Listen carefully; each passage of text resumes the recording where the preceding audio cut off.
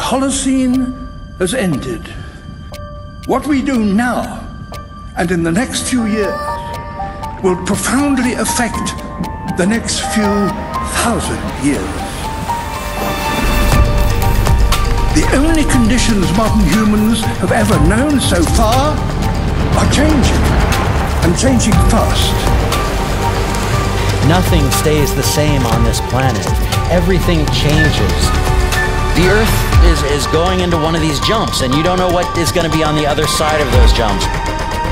The Earth is always jumping.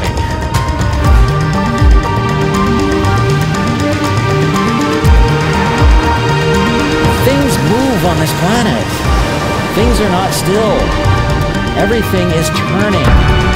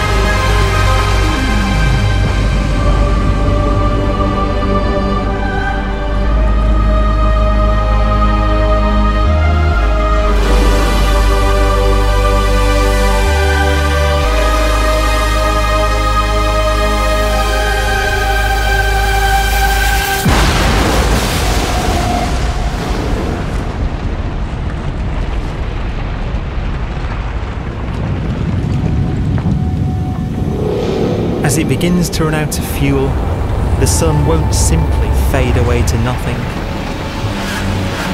Its core will collapse, and the extra heat this generates will cause its outer layers to expand.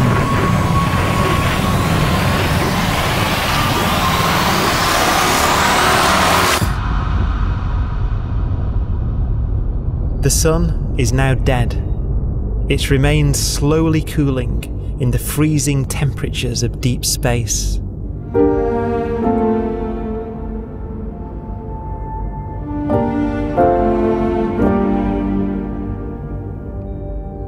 The fate of the sun is the same as for all stars.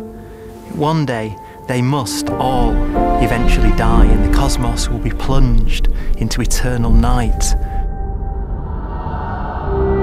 All stars eventually will run out of fuel. The temperature of the universe drops. The stars, one by one, in the night sky will turn off. And there'll be no more new stars created. And so that the universe will end not with a bang, but with a whimper. And not in fire, but in ice.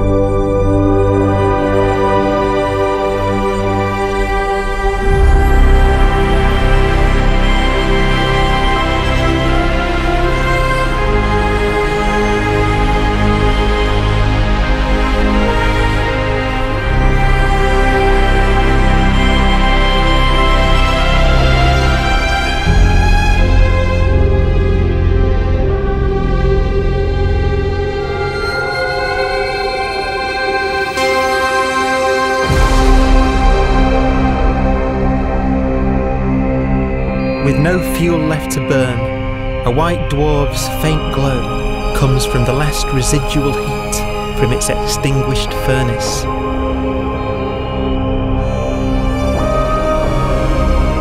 Looking at it from where the Earth is now, it would only generate the same amount of light as the full moon on a clear night.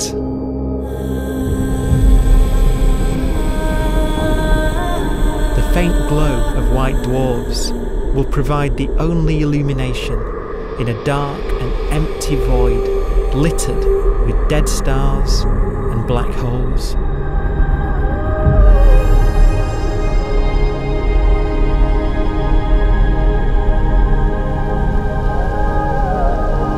some ways, it's kind of a ghost universe. It's the corpses, the zombie stars, that will take us into the future.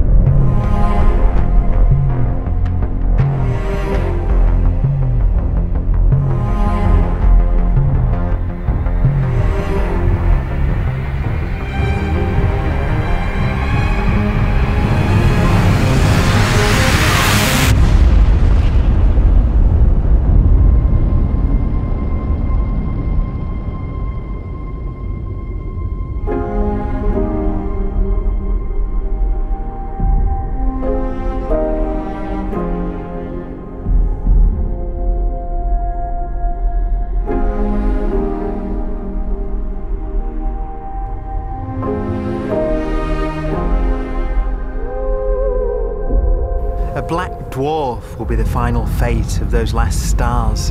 White dwarfs that have become so cold that they barely emit any more heat or light. Black dwarfs are dark, dense, decaying balls of degenerate matter, little more than the ashes of stars. Their constituent atoms are so severely crushed that black dwarfs are 1,000,000 times denser than our Sun.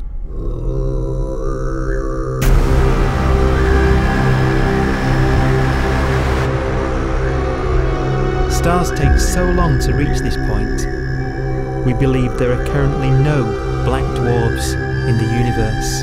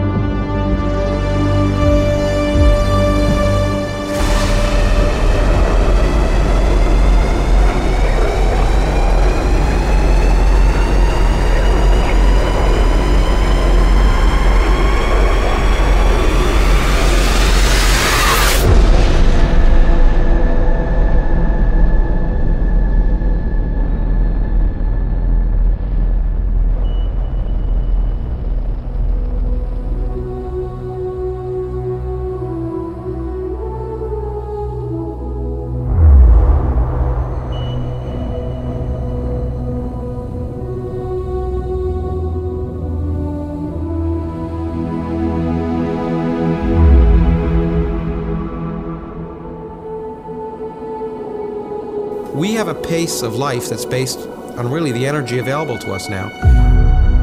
You could imagine living conscious systems which have a very different pace and therefore can extend out at least a lot farther than you'd imagine otherwise. You could have a living system where if it had a thought every 10 trillion years, that would seem normal. Even if our life dies out, one could imagine at some time arbitrarily far in the future, a fluctuation occurs which allows intelligent life to exist again for a little while. So you might have islands in time of intelligence.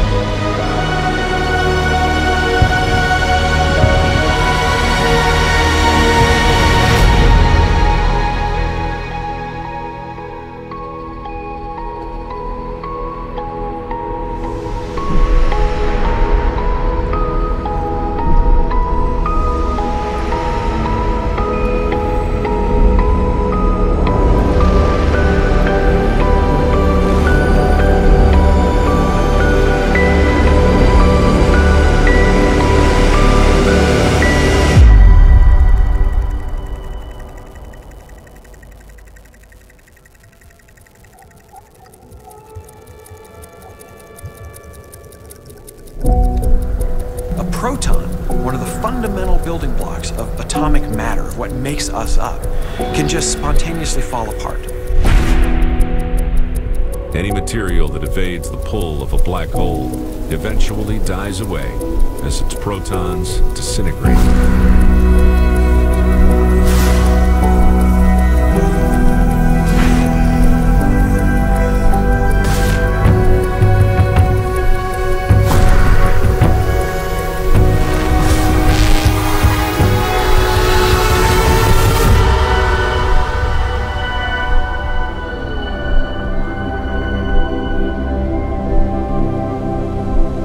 The matter inside black dwarfs, the last matter in the universe, will eventually evaporate away and be carried off into the void as radiation, leaving absolutely nothing behind.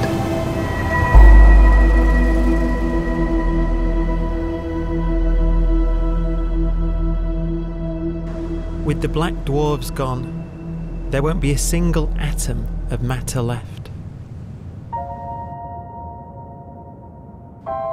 All that will remain of our once rich cosmos will be particles of light and black holes.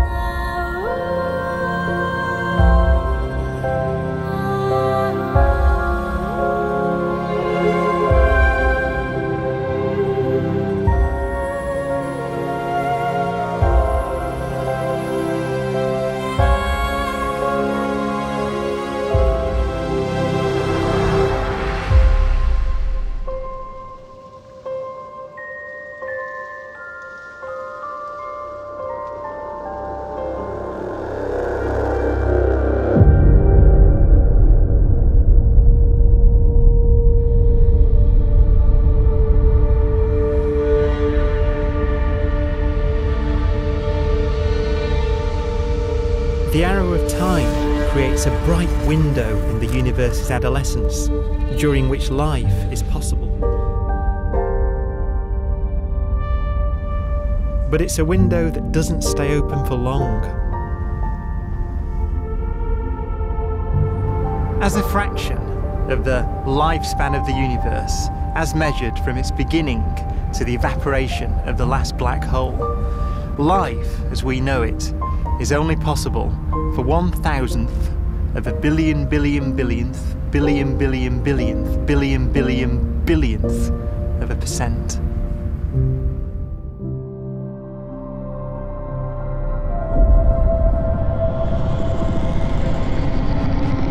Black holes become the fundamental building block of the universe. A galaxy will basically be a supermassive black hole in a center with smaller black holes orbiting it. Zombie galaxies filled with black holes continue to evolve. They'll eat each other and they'll get bigger, and maybe they'll fall into the supermassive black hole and it'll get bigger. The universe will still be an exciting, dynamic place. It's just that the timescales you're talking about are now trillions of years instead of thousands or millions of years.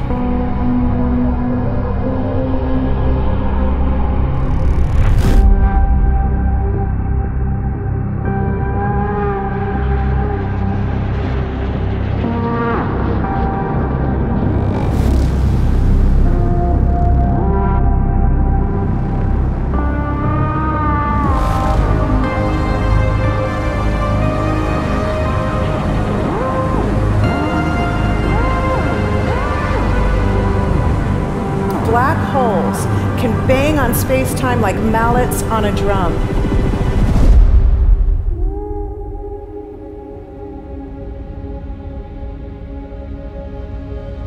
And they have a very characteristic song.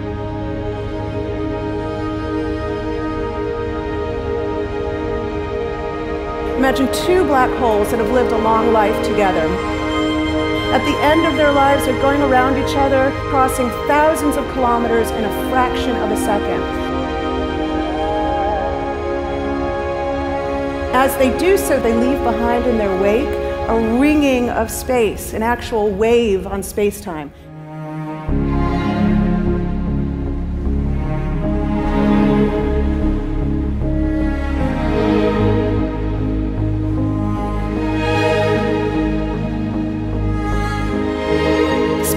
squeezes and stretches as it emanates out from these black holes banging on the universe. Those are the gravitational waves. They are literally the sounds of space ringing. And they will travel out from these black holes at the speed of light as they ring down and coalesce to one spinning, quiet black hole.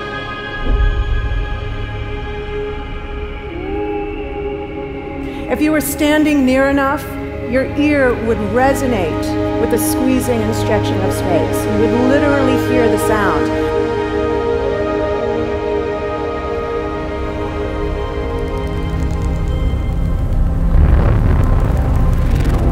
Imagine a lighter black hole falling into a very heavy black hole. The sound you're hearing is a light black hole banging on space each time it gets close.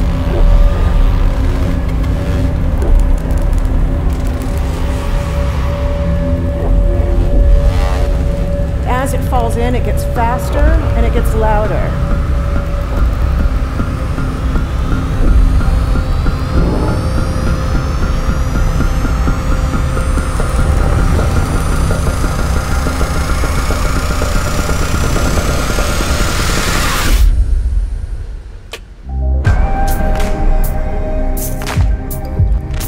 Scientists used to think black holes were immortal, but even these will one day die.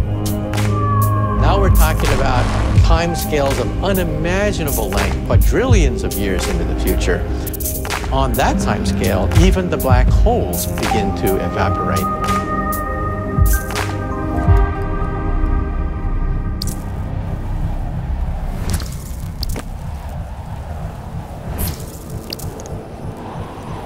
According to quantum mechanics, space is filled with virtual particles and antiparticles that are constantly materializing in pairs, separating, coming together again, and annihilating each other.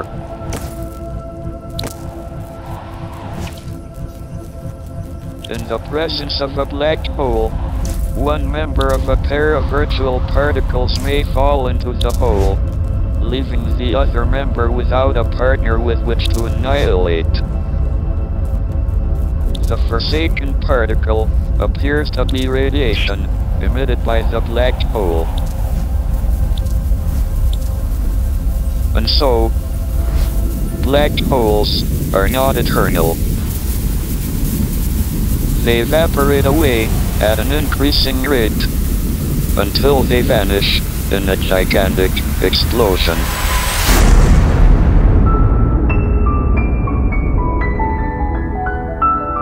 Quantum mechanics has allowed particles and radiation to escape from the ultimate prison, a black hole.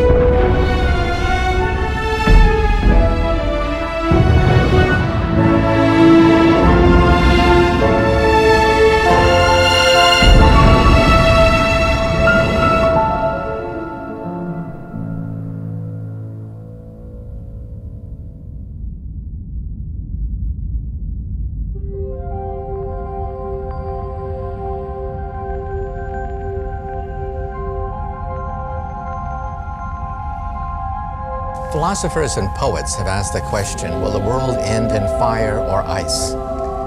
We can now give an answer. The latest evidence shows that the universe is not slowing down, but it's speeding up out of control.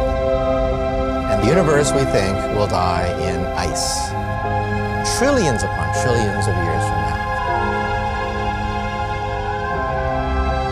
Empty space itself has energy. In every little cubic centimeter of space, whether or not there's stuff whether or not there's particles, matter, radiation, or whatever, there is still energy even into space itself.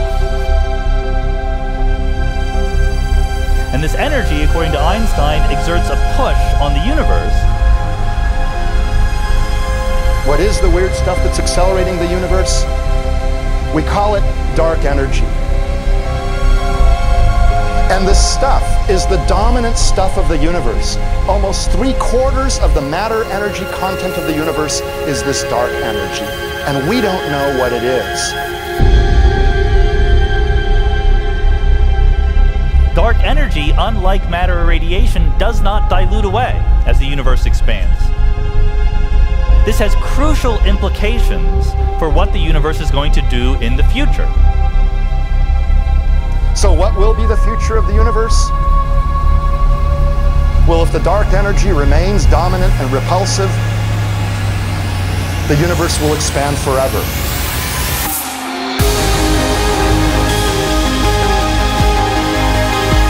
Faster and faster and faster with time. A runaway universe. 70% of the energy of the universe resides in empty space, and we don't understand why. But we do know what will happen.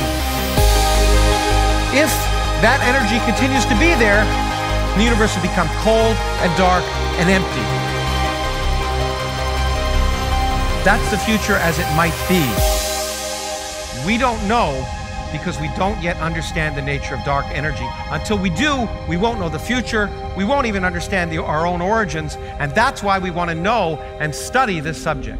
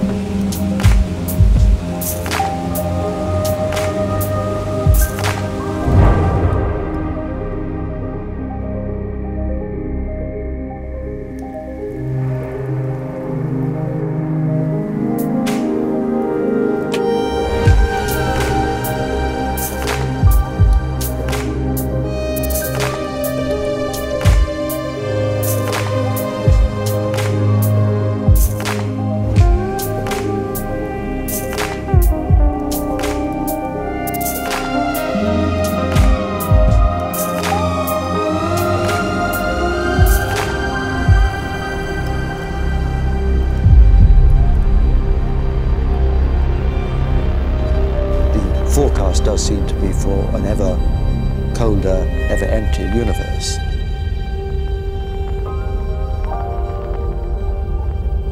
But then, of course, we have to ask, could that end lead to a new beginning?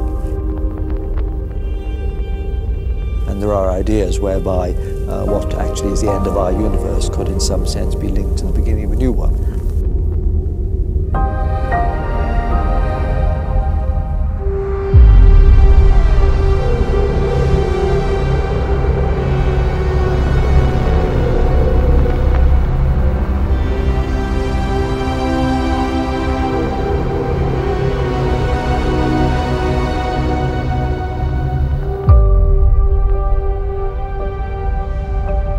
We've worked out the mathematics, the equations. They seem to say that if you have an atom smasher that can concentrate tremendous amounts of energy at a single point, you can perhaps open up a gateway, a baby universe.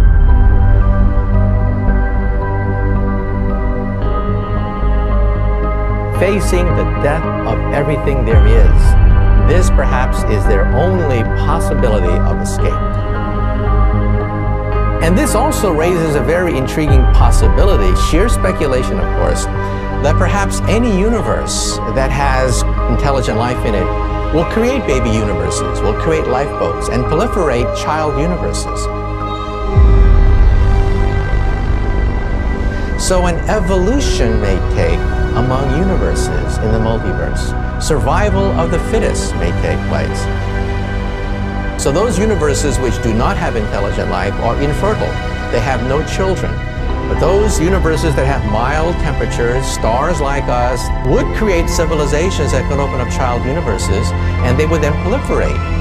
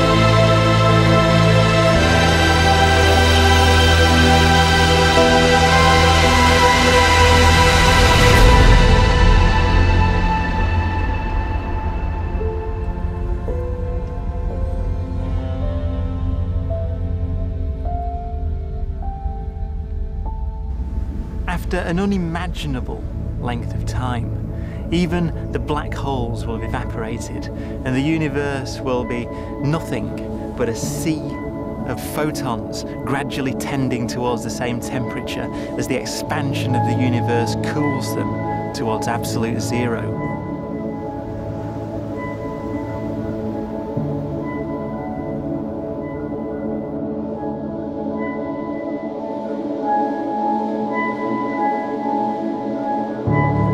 Once the very last remnants of the very last stars have finally decayed away to nothing, and everything reaches the same temperature, the story of the universe finally comes to an end. For the first time in its life, the universe will be permanent and unchanging. Entropy finally stops increasing because the cosmos cannot get any more disordered. Nothing happens, and it keeps not happening forever.